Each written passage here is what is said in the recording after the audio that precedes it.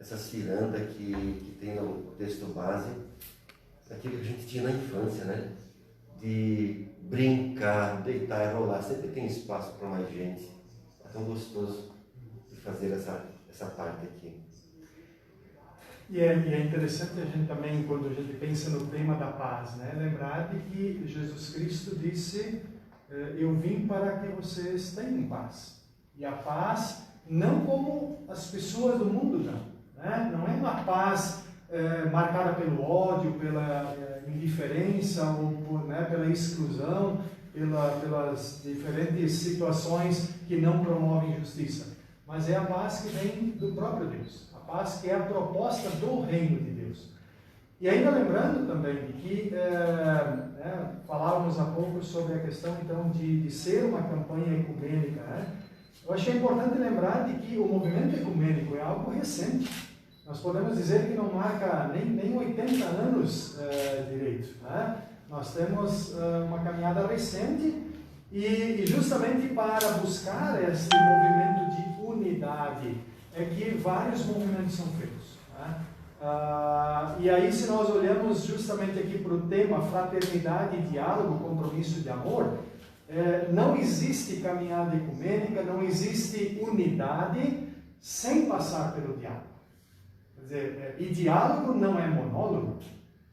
Diálogo onde vem do grego a preposição dia e logos, quer dizer, por meio da fala, da conversa, em torno de uma mesa ou uma ciranda, nós sentamos para conversar, e uma das coisas que eu tenho refletido muito, nós devemos aprender a sentar para dialogar, para compreender, não para responder. Nós vivemos num mundo que hoje até aceita conversar, mas para responder, não para compreender. E a proposta exatamente do reino de Deus é que seja um diálogo onde a gente primeiro entenda o outro, compreenda o outro, na sua diferença, né? E aí eu posso até sair do diálogo depois e dizer, olha, eu ainda não consigo concordar com você. Eu ainda não consigo chegar tão longe dentro daquilo que você propõe. Mas pelo menos é algo respeitoso.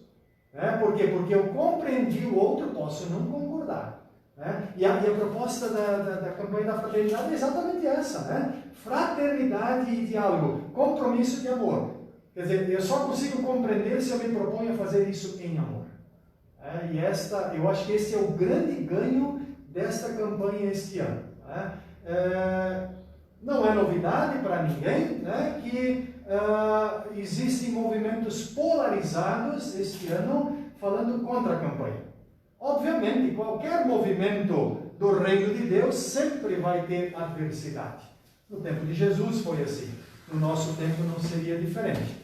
Mas, para mim, os movimentos polarizados que hoje estão se anunciando é porque não conseguem olhar para esta proposta, que é a proposta do diálogo.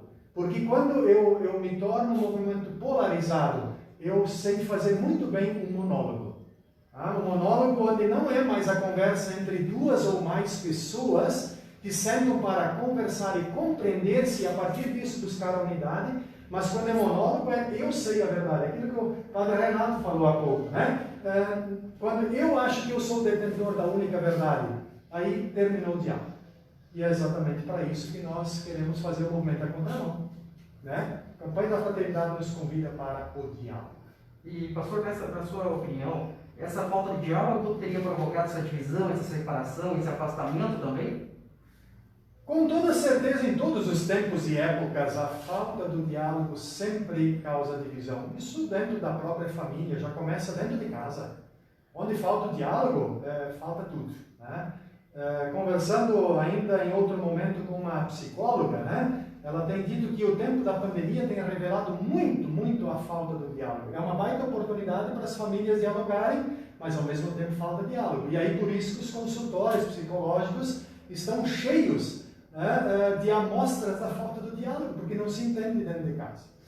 Então, em todos os tempos, em todos os espaços, o diálogo é fundamental. O pastor falou, entre tantas coisas bacanas, ele reforçou uma que é preciso deixar bem claro. Quando nós falamos da paz que Jesus vem trazer, ela é completamente diferente dessa paz que o mundo propõe. Não é a paz que o mundo vos oferece. E nós vivemos em tempos de paz que nós chamamos paz armada. Tem um político que falou há algum tempo atrás, e isso volta e meia se repete. Ele diz assim: se você quer a paz, prepare-se para a guerra. Essa não é a paz de Jesus Cristo. É a paz armada. O que nós queremos é a paz amada. A paz armada não cabe no Evangelho.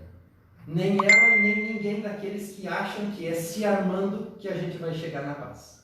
Isso é só a potencialização da violência e um momento em que não há o conflito armado por medo. Por medo. Por um ficar imaginando se tem mais força que o outro. Não é esse o propósito da campanha da fraternidade. Até porque esse negócio de se armar e de justificar que com isso eu tenho o sagrado direito da autodefesa, essa expressão sagrado é imprópria nessa hora, porque ela não é sagrada. Esse direito não é sagrado. Alguém pegou a palavra sagrado e botou aí, interesseiramente. Por quê? Porque Jesus disse que a paz vem pelo entendimento, vem pelo diálogo, e inclusive, para os que gostam de defender as armas, Jesus disse que se alguém te bate numa face, você deve oferecer a outra, e não se armar. Então nós não queremos a paz armada, nós queremos a paz armada que nosso Senhor Jesus propõe. Era um pouco aquela situação do Efésios, né, Padre Renato? A paz romana, né? A paz romana era isso. Buscar a paz colocando medo no povo, e por isso quem fazia parte do povo de Deus? Aqueles que tinham decreto, né? E Jesus, ele propõe uma nova caminhada. Por isso, um dos textos bíblicos que percorre toda a campanha da fraternidade é Lucas 24, 13 e 35, dos discípulos de Emaús. Aqueles que, diante da morte de Jesus, querem voltar à mesmice de Emaús, e Jesus começa a caminhar com ele e pergunta: o que vocês estão conversando pelo caminho? E disse: mas será que você não está sabendo o que aconteceu? E Jesus começa a conversar com eles, explicando as Escrituras. Por isso que a palavra de Deus é fundamental, é o centro de toda a campanha da fraternidade, porque Jesus começa a explicar os fatos acontecidos à luz da palavra de Deus. Aí eles reconhecem Jesus a partir do pão. Então, primeiro, caminhar com Jesus, conversar com Jesus, é o diálogo amoroso que acontece. E, por fim, a questão da solidariedade, né? É a partilha, o pão, é a celebração que faz com que a gente se abra os olhos para a vida, né? Para aquilo que aconteceu no Evangelho de Lucas 24, caminho de Emaús.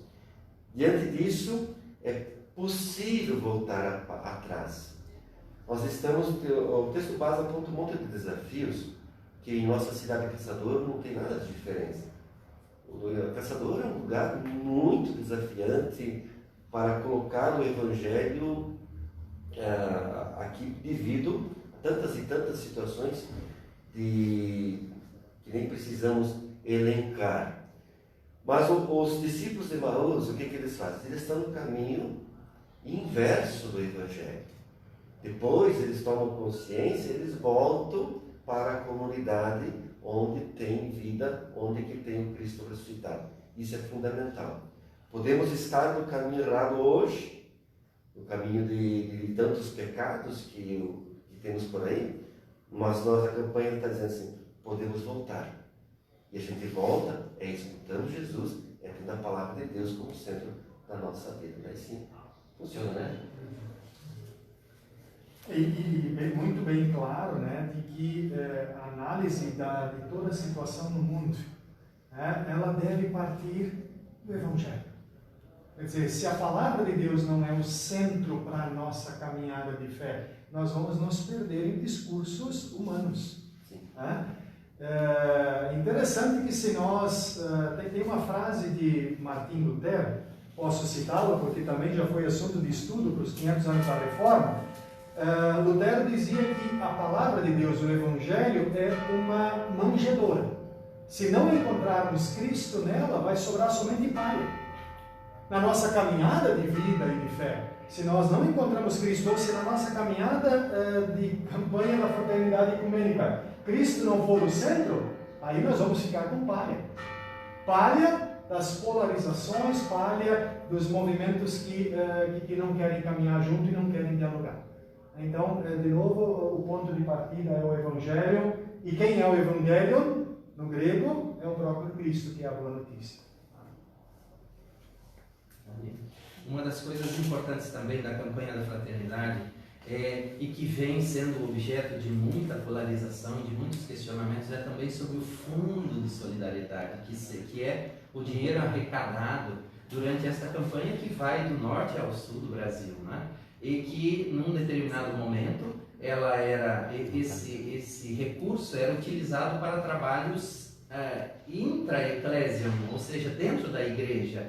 Depois o sentido disso foi sendo aperfeiçoado e hoje o Fundo Nacional de Solidariedade ele atende muitos projetos que visam dar uma resposta cristã àqueles desafios de uma sociedade que em alguns momentos ela esquece da pessoa, né? Alguns aspectos da vida que estão carecendo da dignidade que é própria do ser humano. E aí o Fundo de Solidariedade apoia esses projetos, que não são projetos para os católicos, atendem gente de todas as denominações.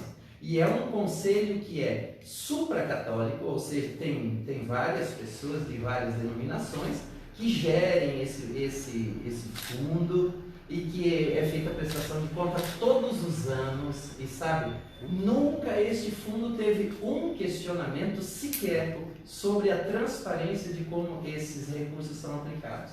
Agora, existe um movimento de intolerância que prega: não ajude aqueles que precisam. O que foi que Jesus disse? Pelo amor de Deus, isso é um absurdo. É um absurdo que as pessoas se oponham àquilo que pode dar qualidade de vida às pessoas, que potencializa aquilo que eu pessoalmente faria a minha doação, mas o meu recurso unicamente não vai mudar a realidade daquelas pessoas.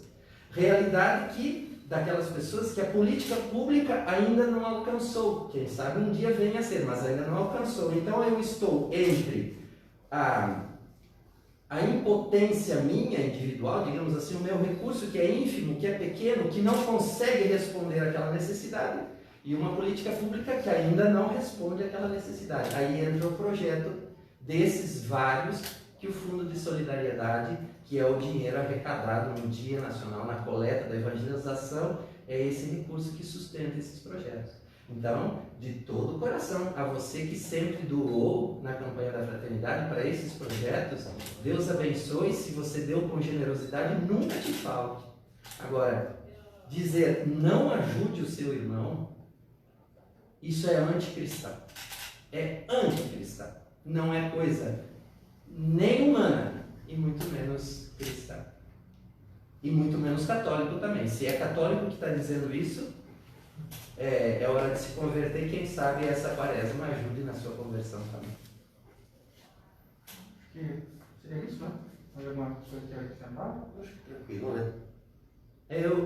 Eu só gostaria de reforçar um aspecto, porque todos nós sabemos que na filosofia teve um autor, eu não me lembro o nome dele, se era Voltaire ou quem era. Ele disse assim: eu posso não concordar com o que você diz, mas eu vou me esforçar.